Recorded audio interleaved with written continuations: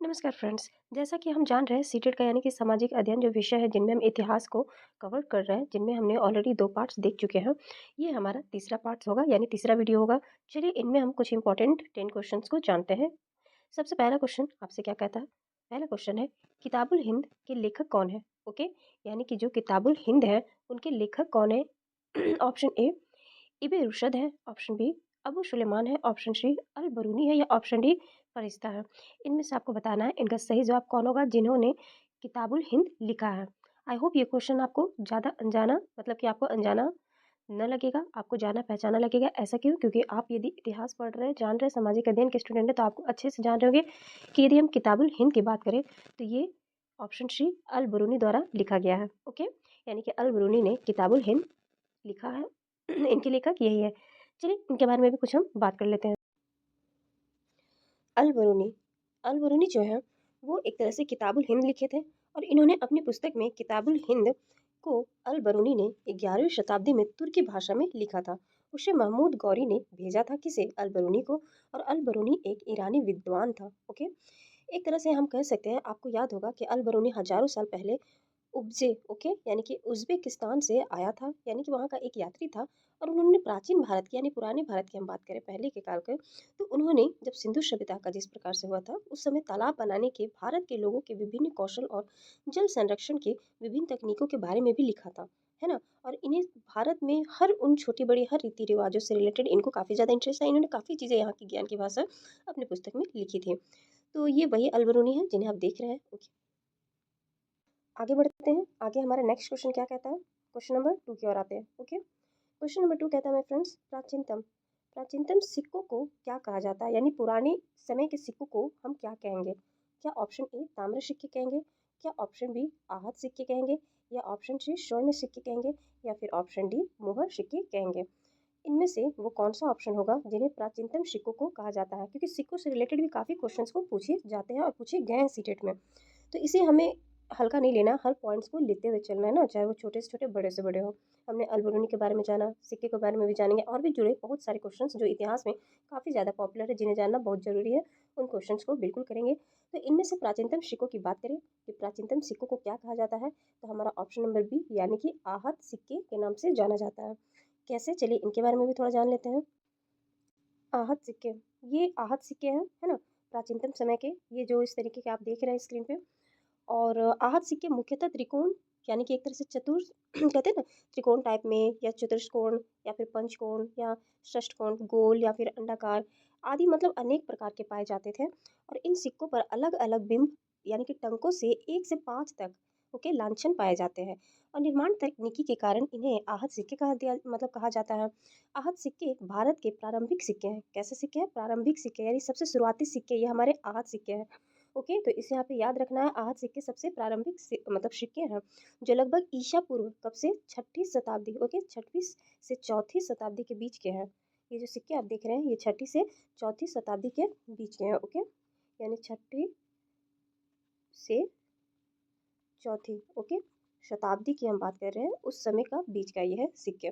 तो इसीलिए इन्हें हम आहत सिक्के के नाम से जानते हैं। और ये इंपॉर्टेंट है, आहत सिक्के क्या होते हैं, ये कैसे, जैसे यहाँ पर शेप आप देख रहे हैं अलग अलग, तो इन्हीं शेप्स को बताया जाया जा रहा है कि कुछ शेप्स आपको त्रिकोण मिलेंगे, कुछ चतुर मिलेंगे, कुछ पंच यानी कि 5-5 मतलब जिनके कोण हो, यानी कि यहाँ 1 2 3 4 इस तरीके से काफ़ी ज़्यादा अलग अलग, और सब में अपने अपने मतलब उनका अपना अपना टंका रहता था, बिंब रहता था, बिंब टंकों से वो अपना अपना मतलब रहता था, लांछन पाए जाते थे। ओके माय फ्रेंड्स, आज सिक्कों के बारे में हमने जान लिया। चलिए बढ़ते हैं नेक्स्ट क्वेश्चन नेक्स्ट की ओर बढ़े। तो क्वेश्चन नंबर 3 क्या कहता है? यहाँ आ जाइए आप। मौर्य युगीन समाज में ओके, यानी कि मौर्य युगीन समाज की जानकारी किस ग्रंथ से प्राप्त करने का स्रोत है, वो आपसे पूछा जाए। मौर्य युग समाज हम जान रहे हैं। ओके, तो उसकी जो जानकारी है वो कौन सा ग्रंथ है जिससे मतलब पता चलता है? ऑप्शन ए इंडिका है, ऑप्शन बी अधिधर्म पीटक है, या ऑप्शन सी पंचविश है, ऑप्शन डी मतलब उपरोक्त में से कोई नहीं। तो इनका सही जवाब क्या होगा? इनका सही जवाब की ओर हम बढ़ते हैं। सही जवाब होगा आपका option number A indica. Okay, indica जो है वो मौर्य युगीन समाज की जो भी जानकारी है उस ग्रंथ से प्राप्त हमें करने का स्रोत है। कौन सा? इंडिका। ओके, एक तरह से हम कह सकते हैं कि इंडिका जो है वो, ये जो इंडिका है मूल है ना, यानी कि मौर्य साम्राज्य की स्थापना 300 यानी कि हम देखें 322 ईसा पूर्व, तो 322 ईसा पूर्व में हुई थी, जिसकी राजधानी पाटलिपुत्र थी और जिसे अब पटना के नाम से भी जाना जाता है। ओके, तो इसलिए इंडिका में काफ़ी कुछ मौर्य साम्राज्य के बारे में हमें जानकारियाँ दी गई हैं, लगभग अब की 322 ईसा पूर्व की। ओके, ये 322 ईसा पूर्व की, ठीक है, ये दी गई हैं हमें इंफॉर्मेशन इंडिका में। ओके, नेक्स्ट क्वेश्चन की ओर बढ़ते हैं। नेक्स्ट क्वेश्चन क्या कहता है, क्वेश्चन नंबर 4, ब्राह्मण ग्रंथों की रचना का उद्देश्य क्या है। ओके, ऑप्शन ए, क्या प्राचीनतम इतिहास को समझना है, यानी कि ब्राह्मण ग्रंथों की रचना का उद्देश्य क्या प्राचीनतम इतिहास को समझना है, या फिर वेदों में सामाजिक संस्कृति विषय को समझने के लिए, या फिर ऑप्शन सी है वेदों में कर्म कांडों तथा यज्ञों को समझने के लिए, ऑप्शन डी, या फिर इनमें से सारा का सारा ऑप्शन होगा, यानी उपयुक्त सभी। तो आपका जो क्वेश्चन नंबर 4 है उसके सही जवाब की ओर बढ़ते हैं। तो सही जवाब क्या होगा, वो हो जाएगा ऑप्शन नंबर सी। ओके, वेदों में कर्म कांडों तथा यज्ञों को समझने के लिए ब्राह्मण ग्रंथों की रचना की गई है। ओके, यानी इनका उद्देश्य इस यही है कि वेदों का जो भी कर्म कांड है या फिर यज्ञ को समझना। तो एक तरह से हम समझ सकते हैं, इसको बोला जा सकता है कि ब्राह्मण ग्रंथों की रचना, मुख्य जो ये ब्राह्मण ग्रंथ की हम बात कर रहे हैं ना, तो ब्राह्मण ग्रंथ की रचना एक तरह से 4 मुख्य ब्राह्मण ग्रंथ होते हैं। ओके, ऐतरेय यानी कि ऐतरेय होता है, शतपथ होता है, शाम और गोपथ होता है। तो वेद संहिताओं के बाद ब्राह्मण ग्रंथों का निर्माण हुआ माना जाता है इसी प्रकार से। तो इनमें से यज्ञों का जो कर्मकांड है, ओके, कर्मकांड और जिस प्रकार से विस्तृत वर्णन है कर्मकांड में, साथ ही शब्दों की जो व्युत्पत्तियां होती है, यानी कि एक तरह से युक्त युक्त व्युत्पत्ति हम बोल सकते हैं, तथा प्राचीन राजाओं का जिस प्रकार से ऋषि और ऋषियों की, यानी राजाओं और ऋषियों की कथाएं या फिर उनसे रिलेटेड जो भी सृष्टि संबंधित विचारधाराएं, सभी हमें इस ब्राह्मण ग्रंथ के अंदर प्राप्त होता है। तो वेदों के जो कर्मकांड यज्ञों को समझना, ये सब इसकी रचना का मुख्य उद्देश्य है। नेक्स्ट क्वेश्चन, चलिए नेक्स्ट क्वेश्चन की ओर बढ़ते हैं। नेक्स्ट क्वेश्चन क्या है, नेक्स्ट क्वेश्चन है आपसे क्वेश्चन नंबर 5, मध्यकालीन यानी मध्यकालीन भारत के धर्म रीति रिवाज तथा समाज का वर्णन निम्न में से किसकी किताब से मिलते हैं। ओके, ऑप्शन ए, फाहान की किताब से मिलते हैं, ऑप्शन बी, अल्बरूनी की किताब से मिलते हैं, ऑप्शन सी, मेगास्थनीज, या ऑप्शन डी, कालान की किताब से मिलते हैं। तो मैं फ्रेंड्स, इनमें आपसे पूछा जा रहा है कि जब मध्यकाल की बात करें हम, ओके, 3 कालीन है ना, उनमें से जो मध्यकालीन है, उस समय का आप धर्म, रीति रिवाज और समाज का किस प्रकार से था उस समय, वर्णन टोटल का टोटल किन की किताब में हमें देखने को प्राप्त होता है। तो आई होप आप जान गए होंगे ऑप्शन नंबर बी, अल्बरूनी, क्योंकि यही वो थे शख्स जो हिंदू, मतलब हिंदुस्तान में काफ़ी ज़्यादा हिंदू प्राचीन यहाँ के रीति रिवाजों, समाज का वर्णन, धर्म, इन सब में ज़्यादा इंटरेस्टेड थे और उनके बारे में उन्होंने लिखी थी किताब। ओके, तो अल्बरूनी का किताब का क्या नाम था, किताब का नाम था उल हिंद, अरबी उल हिंद। ओके, किताब उल हिंद। तो चलिए इनके बारे में भी थोड़ा हम जान लें। यहाँ पर हम बात करें अल बैरूनी की, तो अल बैरूनी के देखें तो किताब उल हिंद अरबी में लिखी गई थी। ओके, और अल बैरूनी द्वारा रचित भारत के बारे में एक विस्तृत ग्रंथ है। क्या है, ये एक विस्तृत ग्रंथ है। क्यों इसे कहा गया विस्तृत ग्रंथ, क्योंकि इसमें धर्म और दर्शन, त्योहार जितने भी हैं, भारतीय की बात की जा रही है, धर्म और दर्शन, त्योहार, खगोलीय विज्ञान, रीति रिवाज तथा प्रथाओं, सामाजिक जीवन, भारतौल, मापन विधियाँ, मूर्तिकला, कानून, मापतंत्र विज्ञान आदि जितना भी विषय है, सभी चीज़ों की विवेचना की थी अल बैरूनी ने, ओके, अपने किताब में, जो कि उल हिंद उनका किताब था। ओके, तो इन सब की इंफॉर्मेशन हमें इनसे प्राप्त होती है कि उल हिंद ये क्या क्या किए थे। साथ ही साथ अल बरूनी की बात करें तो एक तरह से कहा जाता है कि महमूद के भारतीय आक्रमण के विनाशकारी प्रभाव अल बरूनी लिखते हैं। ओके, ये लिखते हैं, और साथ ही साथ इन्होंने जो भी लिखते हैं कि महमूद ने भारत की समृद्धि समाप्त कर दी और इतनी क्रूर रूप से शोषण किया और लोगों को दंडित किया कि हिंदू धूल के कणों की तरह असंतुष्ट हो गए थे, है ना, और हिंदू धर्म इतिहास का विषय बन गया। इसका मतलब यह है कि हिंदू धर्म में गिरावट आई, है ना, यही बताया जा रहा है कि गिरावट आ गई काफ़ी ज़्यादा, वो हिंदू धर्म का मतलब एक तरह से पतन देखने को प्राप्त हुआ उस समय। तो इन सभी चीज़ों के बारे में अल बरूनी ने हमें अपने बुक के माध्यम से बताया है, इतिहास को एक तरह से हमें आज भी उन चीज़ों से रूबरू कराया है। चलिए बढ़ते हैं नेक्स्ट क्वेश्चन की ओर। नेक्स्ट क्वेश्चन, हम 6 क्वेश्चन की बात करें तो 6 क्वेश्चन क्या कहता है हमसे, कहता है आपसे, जिस स्थान पर इमारतों, औजारों व बर्तनों के अवशेष मिलते हैं उन स्थान को क्या कहा जाता है। क्या उन स्थान को पूरा स्थल कहेंगे, या फिर कोटिगिरी कहेंगे, या फिर उद्योग स्थल कहेंगे, या फिर उपयुक्त में से किसी को भी नहीं कहेंगे। ओके, यानी कोई भी नहीं होगा। तो ऑब्वियसली यहाँ पर हम देखें कि जिस स्थान पर इमारतें हो, औजार व बर्तन के अवशेष मिलते हैं उस जगह को हम कहेंगे उद्योग स्थल कहेंगे। क्या कहेंगे, उद्योग स्थल कहेंगे। ओके, क्योंकि इमारतें हैं प्लस वहाँ औजार और बर्तन है, तो ऑब्वियसली उद्योग स्थल यानी उद्योग से रिलेटेड वहाँ का कार्य का किया जाए जा रहा है, इसलिए उस स्थान को उद्योग स्थल कहेंगे। ये क्वेश्चन थोड़ा नॉर्मल था, इजी था। नेक्स्ट क्वेश्चन कर बढ़ते हैं भीमबेटका की ओर। क्या कहा जाता है, भीमबेटका किस प्रकार का पूरा स्थल है, ये बताना आपको। ऑप्शन ए सैन्य पूरा स्थल है, ऑप्शन बी उद्योग पूरा स्थल है, ऑप्शन सी आवासीय पूरा स्थल है, ऑप्शन डी अर्ध यानी कि नगरीय पूरा स्थल है। तो बताइए इनमें से क्या होगा जो सही जवाब है आपका। यानी कि भीमबेटका की बात करें तो भीमबेटका किस प्रकार का पूरा स्थल है, वो है ऑप्शन नंबर सी आवासीय पूरा स्थल है। कैसा है, आवासीय पूरा स्थल है।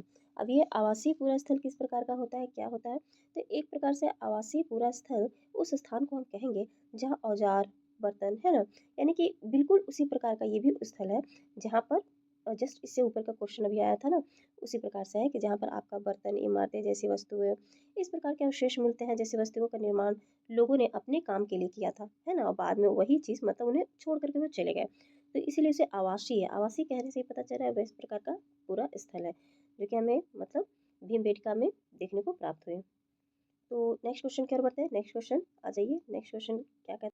नेक्स्ट क्वेश्चन की ओर बढ़ते हैं। क्वेश्चन नंबर 8 यानी कि आरंभिक मानव को किस नाम से जाना जाता है। ऑप्शन ए आदि मानव नाम से जाना जाता है, ऑप्शन बी शिकारी मानव नाम से जाना जाता है, ऑप्शन सी हिम मानव, या ऑप्शन डी शिकारी खाद्य संग्राहक। तो ऑब्वियसली आप क्वेश्चन को देखते अनुसार समझ सकते हैं कि आरंभिक मानव की बात की जा रही है, यानी कि शुरुआती, ओके, शुरुआत जिस प्रकार से मानव का आरंभ हुआ था तो उसे किस नाम से जाना जाता है। ऑप्शन डी शिकारी मतलब खाद्य संग्राहक। अच्छा, इस नाम से क्यों जाना जाता है ये भी हम जान लेते हैं। सबसे पहली बात कि शिकारी कहने का तात्पर्य ऑब्वियसली आप समझ रहे होंगे, है ना, ढूंढना खानों को और उसे फिर मतलब हासिल करने की कोशिश करना।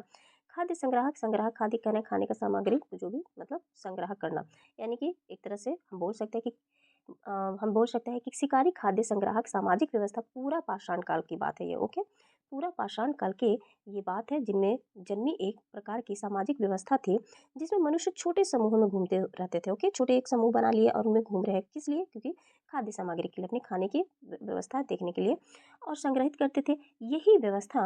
यही जो व्यवस्था है मनुष्य द्वारा जैसे कि खेती और पशुपालन आरंभ करने से ही पूर्व की है, ओके, पहले की है खेती, और ये उस समय खेती का नहीं हुआ था, पशुपालन का आरंभ नहीं हुआ था, जिस समय वे घूम घूम करके खाने का मतलब अपना खाद्य सामग्री को संग्रहित करते थे।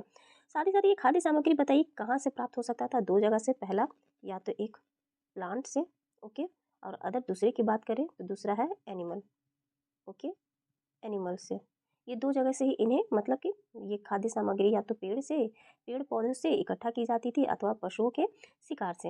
अपनी प्राथमिक आवश्यकताओं को पूर्ण करने के लिए मनुष्य को लगभग कितना समय लग गया था, 20 लाख साल तक इस पद्धति का मतलब पालन किया गया था। किस पद्धति का, ये जो शिकारी खाद्य संग्रह का जो एक तरह से प्रचलन चल रहा था आरंभिक मानव के दौरान, तो वो 20 लाख मतलब लगभग साल तक चला था। तो यही दो उनका मुख्य खाद्य सागर मतलब संग्रह था, यानी संग्रहित करने का ये था। तो चलिए नेक्स्ट क्वेश्चन कर बढ़ते। आई होप ये क्वेश्चन आपको अच्छे से समझ में आ गया होगा और आप जानते भी इस क्वेश्चन को, क्योंकि ऑब्वियसली शुरुआत से ही हम लोग यानी कि हम सब पढ़ रहे हैं बचपन से कि सबसे आरंभिक मानव में किस प्रकार से शिकार का मतलब खोज हुआ करता था। फिर मध्य पाषाण काल में चले आ जाते हैं। इनमें देखिए क्या क्वेश्चन कह रहा है, ये भी इंपॉर्टेंट है। मध्य पाषाण युग कहा जाता है, किसे कहा जाता है। ऑप्शन ए जिस काल में विशाल जीव होते थे, या ऑप्शन बी जिस काल में कृषि आरंभ हुई थी, या ऑप्शन सी जिस काल में प्राकृतिक आपदाएं अधिक हुई थी, या ऑप्शन डी जिस काल में पर्यावरणीय परिवर्तन मिलता है।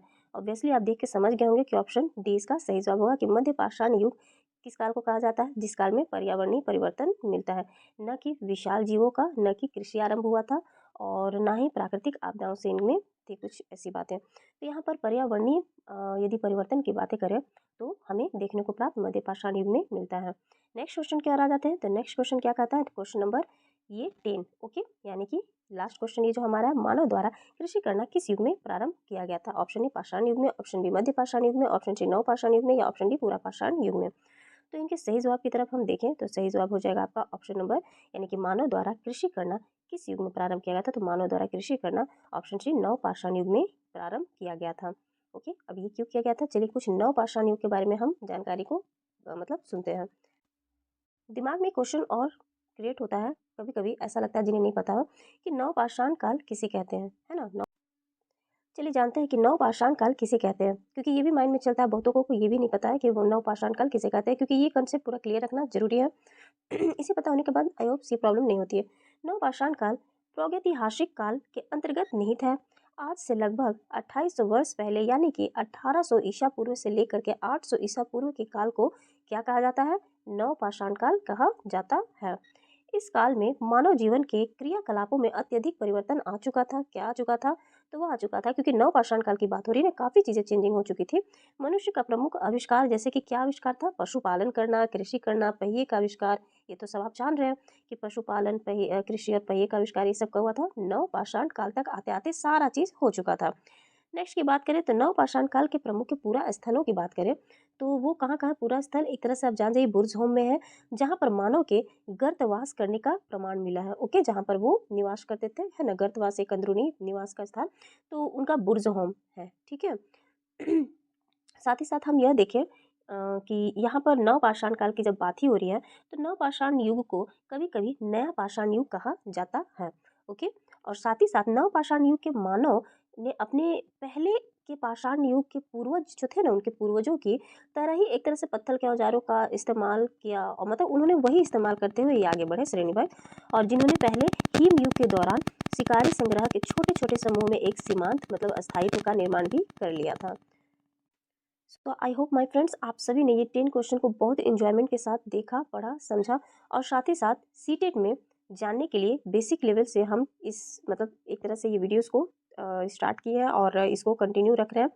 साथ ही साथ हम ये क्वेश्चंस को सीरीज़ को और भी ज़्यादा तेज़ और थोड़ा बढ़ाएंगे। हाँ, थोड़ा 1-2 दिन का टाइम लगता है, लेकिन ये भी हो जाएगा जल्द से जल्द क्योंकि इतिहास को समझना बहुत ज़रूरी है। और हमने पहले के क्वेश्चंस की भी बात करें, बुद्ध के पूर्वजों को क्या कहा जाता है, जो कि आप लोग पढ़े हैं, प्लस कश्मीर के इतिहास को क्या कहा जाता है ना? तो ये सब जो क्वेश्चन अर्थशास्त्र ग्रंथ क्या है, प्राकृतिक बताइए भाषा, ये इन सबको ऐसा नहीं कि हम आगे बढ़ रहे हैं तो पीछे को भूलते जाए, नो, पीछे को भी वीडियोस को आपको कवर करते जाना है क्वेश्चंस को। आई होप्स आप नोट्स बनाए तो और भी बेटर है, और अदरवाइज़ यदि आपको ये सारे ईज़ी लग रहे हैं तो कोई बात नहीं, आप बस बिल्कुल एक बार रिपीटेड रिवीजन के तौर पे आप इसे देख सकते हैं।